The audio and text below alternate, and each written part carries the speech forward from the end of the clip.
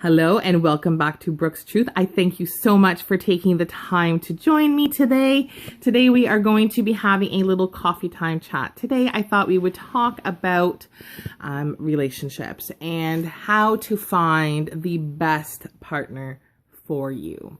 I get asked a lot about Michael's and my marriage and our relationship and you know how people can meet somebody that they're that in, the advice that we've given other people that we know.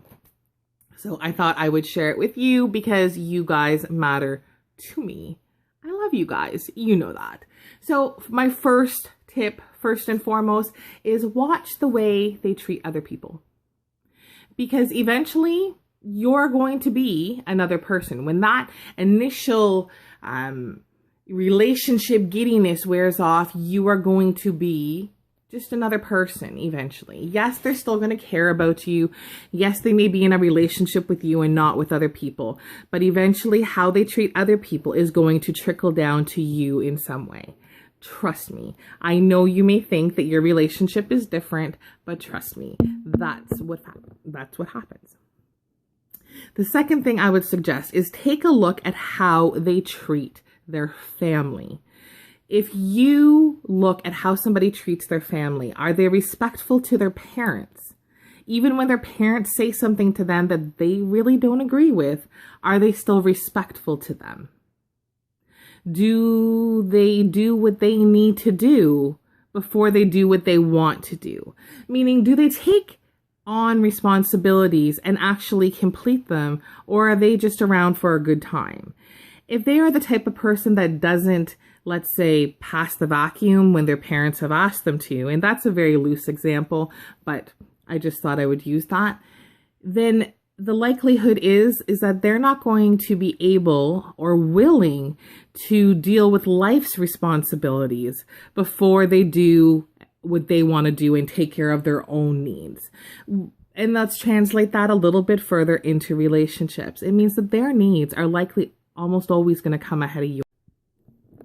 Next, becoming physically intimate in any way. Take your time. There is absolutely no need to rush into that stuff. If this is your forever person, you have forever for that stuff. Right? So take your time holding hands, take your time, that first kiss, take your time. You have a lifetime ahead of you if this is your person.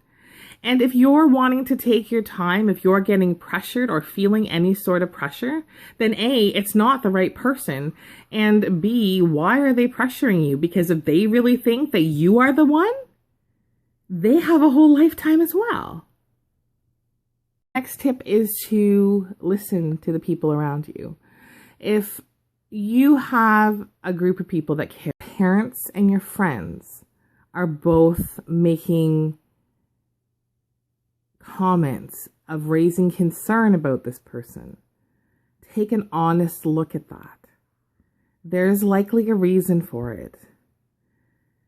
It's a proven scientific fact that people become what's called love drunk at the beginning of a relationship.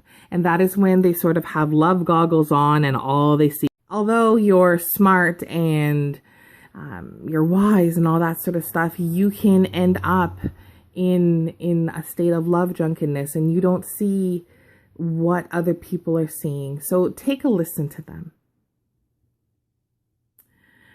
Another tip, if you are in any way, form, or fashion thinking things like, if I just, they will like me more. If I just insert whatever you want, they will like me more. If I wasn't so cranky, they wouldn't have hit me. If your relationship is full of ifs, it's not the right person. I assure you, it is not the right person.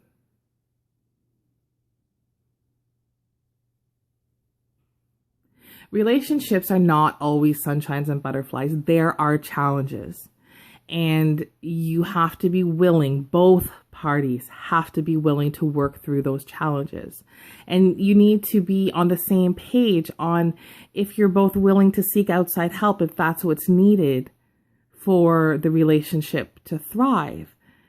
And if that's what's needed and only one party wants to continue to grow and make the relationship better, that's not going to work. Because then while one is growing and the other one's not, the one that's growing eventually surpasses the one that's choosing not to grow. So it's important that we be sort of equally engaged in the relationship. It is of equal priority to both people. Nobody can decide what the relationship rules of your relationship are going to be. Only you and your significant other can decide that. But those relationship rules need to be agreed upon and feel appropriate for both parties of that relationship. You know, you end up bringing things in like physical intimacy and certain programs and certain video games. If that makes one person uncomfortable, but the other person's okay with it, that is not a relationship that without some discussion and perhaps some compromise is going to be a success. My message groups, I had a question posed to me. You know, and they said, Brooke, like, what about pornography? And again, I'm sorry, I realize that some of my audience might be younger and I'm not going to get graphic, so don't worry. But that's something to think about, right? Is that different members of a couple have different views on things like pornography. And if one couple is okay, one part of the couple is okay with it, and another part of the couple feels cheated on or feels disrespected by it, then that's a problem. Your relationship is your relationship, and only the two people in the relationship can work out and negotiate the relationship with that. That's a whole lot of information I'm kind of tossing at you. If you would like to have a further discussion about this, you know, by all means message me. You know that I am always here for you guys. If you'd like me to do another video on this topic, let me know that down below. If it's your first time here or you haven't already done so, be sure to hit subscribe. There's all sorts of wonderful stuff coming your way.